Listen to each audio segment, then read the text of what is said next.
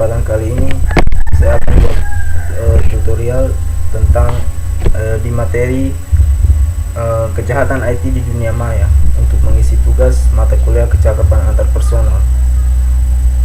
Sebelumnya, nama saya Yohanes Paulus Umbulele, saya dari Prodi Sistem Informasi kelas B dengan NIM 191100044. Langsung saja kita membahas materinya, kejahatan IT di dunia maya. Nah, di sini filenya saya sudah buatkan, materinya saya sudah buatkan dalam bentuk PowerPoint dan Word. Jadi nanti saya presentasikannya pakai dua ini aplikasi. Mungkin ada pengertian yang tidak ada di PowerPoint, mungkin kita bisa lihat di file Word-nya.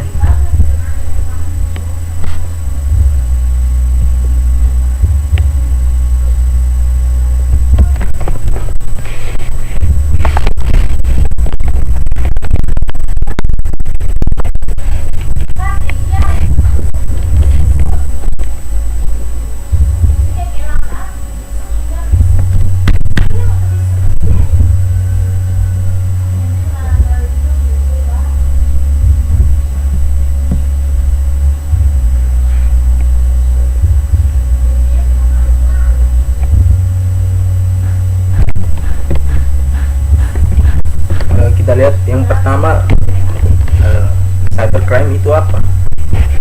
Pengertian cybercrime menurut Organisasi of Europa Community Development, cybercrime adalah semua bentuk akses ilegal terhadap suatu transmisi data. Itu artinya semua bentuk kegiatan yang tidak sah dalam suatu sistem komputer, termasuk dalam suatu tindak kejahatan. Ini definisi menurut Organisasi Eropa Community Development. Secara umum, pengertian cybercrime sendiri memang bisa diartikan sebagai tindak kejahatan di ranah dunia maya yang memanfaatkan teknologi komputer dan jaringan internet sebagai sasaran. Seperti apa yang telah disebutkan, tindakan cybercrime ini muncul seiring dengan kian gencarnya teknologi digital, komunikasi, dan informasi yang semakin pesat. Teman-teman, jadi mungkin cybercrime itu kita semua sudah mengenalnya. Kalau cybercrime itu kejahatan di dunia maya, jadi mereka melakukan kejahatan kriminal bukan secara fisikal atau material, tapi secara apa ya, di dalam dunia maya, dunia yang tidak secara material. Berikut kita akan lihat selanjutnya. Ya, yang pertama ada contoh-contoh kejahatan cybercrime. Yang pertama, memalsukan akun Facebook seseorang. Ya, ini mungkin kita lihat suatu kejahatan yang paling familiar. Salah satu contoh kejahatan cybercrime yang paling sering terjadi adalah pengkloningan akun Facebook milik seseorang. Tindakan ini marak terjadi kepada para public figur atau tokoh terkenal yang memiliki banyak pengikut. Dengan banyaknya atensi yang diterima oleh akun cloningnya, pemalsu biasanya akan semakin cepat mendapatkan korban. Cybercrime model ini biasanya meminta bayaran uang dengan cara transfer rekening tertentu. Jadi jangan mudah percaya jika Anda dihubungi seseorang yang mengaku sedang membutuhkan bantuan. Jadi ini cybercrime di ini ya, memasukkan akun Facebook seseorang. Mungkin ada yang kalau kita lihat di Facebook mungkin ada banyak. Jadi misalnya ada yang bobol akun Facebooknya kawan, terus buat yang aneh-aneh di dalam, mungkin begitu. Fenomena ransomware, WannaCry, ransomware ransomware WannaCry. Ya, bahasa Inggris saya kurang lancar ya.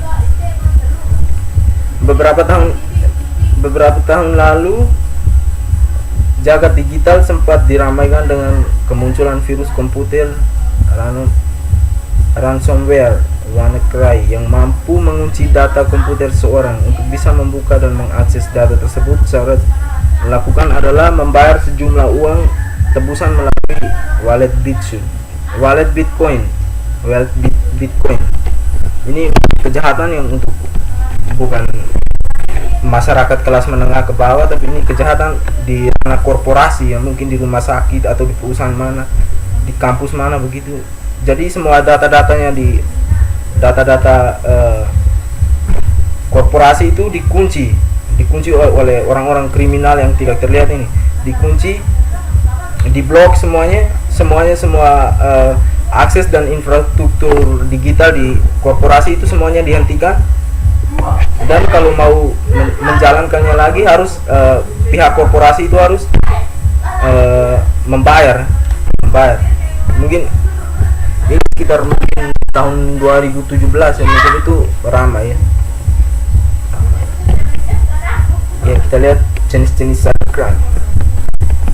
Ada pencurian data, ada cyber terorisme, menyebarkan konten ilegal atau hoax, malware, hacking dan greedy.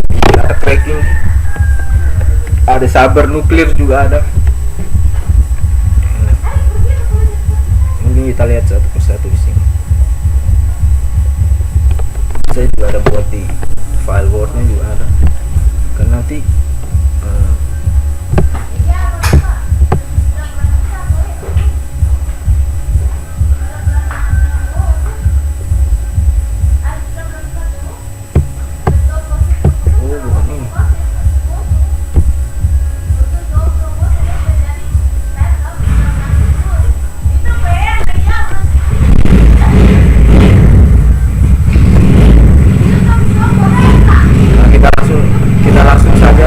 melanjutkan materinya. Cara penanggulan cybercrime. Kawan-kawan,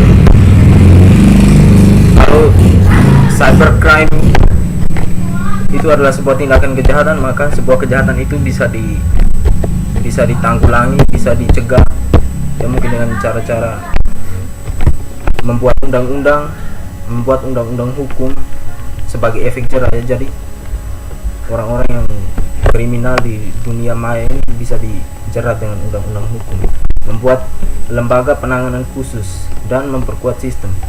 Jadi cybercrime ini bisa ditanggulangi dengan beberapa cara ini, membuat undang-undang hukum, membuat lembaga penanganan khusus. Ini juga lembaga penanganan khusus ini juga diisi oleh orang-orang yang cybercrime-nya luar biasa.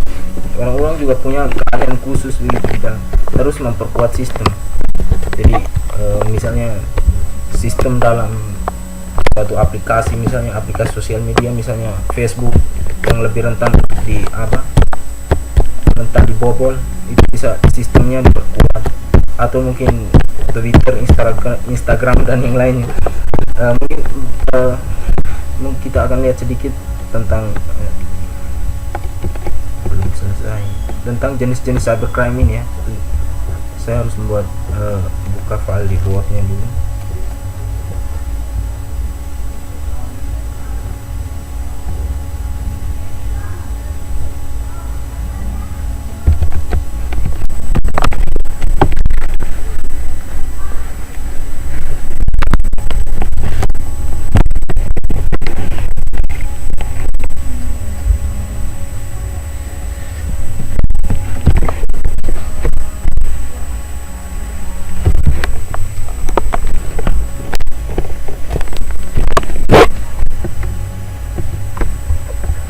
Jenis-jenis cybercrime ini sangat berbahaya. Seorang privasi seseorang bisa dijelek-jelekkan di dalam sosial media. Ini sangat berbahaya. Jadi cybercrime ini harus ini jenis-jenis. Setelah mengetahui tentang pengertian cybercrime dan contoh kasusnya, berikut adalah merupakan jenis-jenis cybercrime yang banyak terjadi di dunia. Ya, ini kawan-kawan, tadi kita sudah lihat beberapa definisi cybercrime dan berapa contoh kasusnya di berbagai belahan dunia. Sekarang kita lihat jenis-jenis cybercrime. Yang pertama, pencurian data. Ya, ini biasanya juga sangat familiar ya, pencurian data. Aktivitas cybercrime yang satu ini biasanya dilakukan untuk memenuhi kepentingan komersial karena ada pihak lain yang menginginkan data rahasia pihak lain. Tindakan ini tentu bersifat ilegal, masuk ke dalam aktivitas kriminal karena bisa menimbulkan kerugian material yang berujung pada kebangkrutan suatu lembaga atau usaha. Ya, jadi ini ada pihak-pihak cybercrime ini, pihak-pihak kriminal ini, mereka mencuri data suatu perusahaan atau lembaga atau institusi mungkin untuk mendapatkan keuntungan ya secara ilegal. Jadi ini orang-orang jaringan yang mungkin bisa paham bagaimana mereka mencuri data sebuah korporasi itu bagaimana. Yang kedua adalah cyber teroris. Ini contoh tahun 2001 itu ada pesawatnya Osama bin Laden itu kan dibajak oleh cyber teroris mentabrak gedung itu. Cyber teroris merupakan tindakan cybercrime yang lebih banyak diperangi oleh negara-negara besar di dunia termasuk Indonesia. Pasalnya aktivitas cyber terorisme kerap kali mengancam keselamatan warga negara atau bukan stakeholder yang mengetahui jalannya pemerintah. Jadi cyber teroris ini misalnya kita lihat sekarang pesawat bahkan berjalan dengan dia bisa terbang karena mungkin ada jaringan. Jadi mungkin pesawat itu bisa dibajak, ya itu sangat berbahaya. Mungkin kapal laut bisa ditenggelamkan lewat jaringan, mungkin itu cyber teroris. Yang kita lihat adalah hacking. Hacking ini mungkin sebutan yang apa? Sebutan selain cybercrime, masyarakat secara luas lebih mengenal hacking. Katanya hacking itu jahat. Ya sebenarnya hacking itu masih bisa dibagi-bagi sebenarnya. Jenis cybercrime berikutnya adalah hacking. Tindakan berbahaya yang kerap kali dilakukan oleh para programmer profesional yang biasa secara khusus mengincar kelemahan atau celah dari sistem keamanan untuk mendapatkan keuntungan berupa materi dan kepuasan pribadi. Ini sebenarnya manusia atau bukan? Sebenarnya sangat keliru. Atau mungkin mereka lebih suka mencuri begitu. Ini hacking mungkin masih bisa dibagi menjadi dua jenis, yaitu white hack dan black hack. Jadi mungkin white hack ini yang black hack ini yang mungkin mereka yang meretas-retas hobi curi uang di bank itu mungkin mereka itu black hack. Terus orang-orang yang white hack ini mereka mungkin biasa dipakai negara atau mungkin dipakai suatu organisasi, dipakai institusi untuk menanggulangi orang-orang yang dari black hack ini. Jadi biasanya lebih suka menguasai bahasa pemrograman. Mungkin kita lihat yang berikut adalah greeding. Namanya tidak terlalu familiar ya, greeding. Bahkan masyarakat tidak pernah dengar ada suatu kejahatan dunia maya yang namanya greeding. Greeding adalah istilah yang digunakan untuk menyebut penyalahgunaan informasi kartu kredit milik orang lain.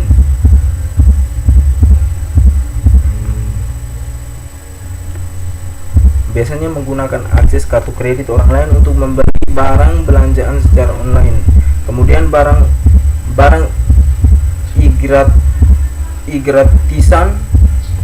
gratisan tersebut dijual kembali dengan harga murah untuk mendapatkan uang. Ini mungkin sistem pembelanjaan, sistem perdagangan online itu biasa sering terjadi ya, greeding. Menyebarkan konten ilegal, ini hoax mungkin. Menyebarkan konten ilegal. Menyebarkan konten ilegal yang melanggar undang-undang menjadi kasus cybercrime yang paling banyak diperhatikan. Pasalnya, aktivitas ini biasanya melibatkan tokoh terkenal atau konten yang mampu memancing kontroversial. Ini provokasi ya. Mereka bisa membuat provokasi lewat sosial media, menyebarkan berita-berita bohong. Beberapa contoh konten ilegal yang masuk dalam ranah cybercrime diantaranya adalah video porno, penjualan senjata api ilegal, jual beli narkotika, dan lain sebagainya. Ya, ini mungkin paling familiar ya kasus-kasus seperti ini. Ini kita lihat video porno, penjualan senjata api, ini semua hal-hal yang sangat berbahaya, sangat mengancam kemanusiaan sebenarnya.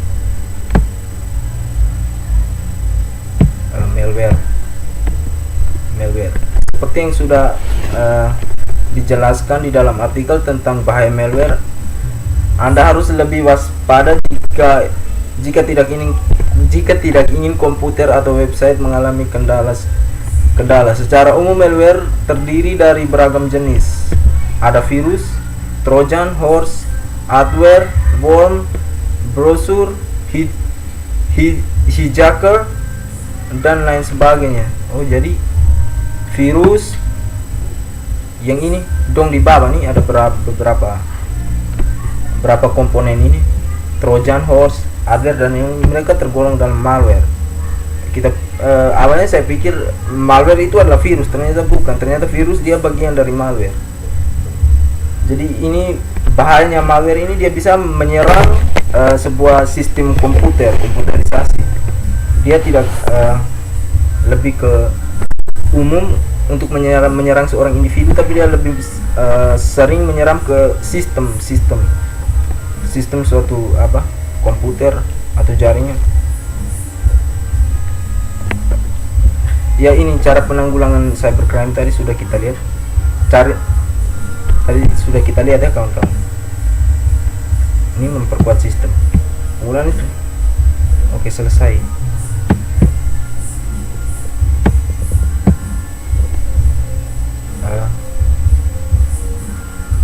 Mungkin sekian video materi tentang kejahatan cybercrime. Pesan mungkin yang saya tinggalkan, kawan-kawan tetap waspada dalam dunia maya, tetap bijak dalam menggunakan teknologi. Bagaimanapun juga kita punya tetap nalar kritis ya terhadap suatu peranan yang berada di tengah-tengah masyarakat. Jadi mungkin kawan-kawan yang hobinya hacking juga mungkin bisa, etikanya mungkin juga bisa dijaga mungkin. Ya, sekian dan terima kasih.